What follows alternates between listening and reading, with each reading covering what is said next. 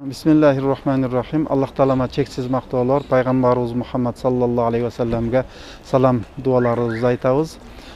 Bugün biz Kırgız testebиz. 2024 жылкы ажылык сапарына ажыларыбызды алып баруучу ажы башчыларды тандоо экзамени Кыргыз тестте өтүп атат. Эми бул ажы башчы болом дегендер Кыргыз тестте тапшыргандыгы бул адилеттүүлүк.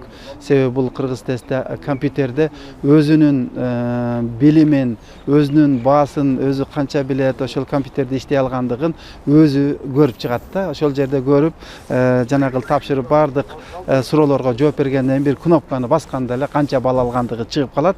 Андан кийин ошонун негизинде биз ажы башчыларды тандап алабыз. Бүгүн ажы башчылар Кыргыз тесттен экзамен тапшырышкандан кийин бизде эртеге баарлашуу болот.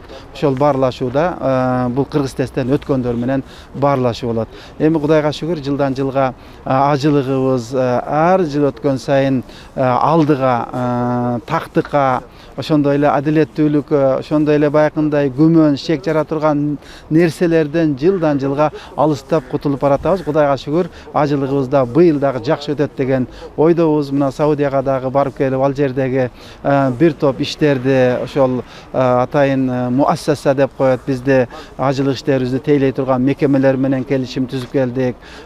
Кайсыл автобус менен ташыйт, кайсы фирма менен, алар менен келишим түзүп келдик.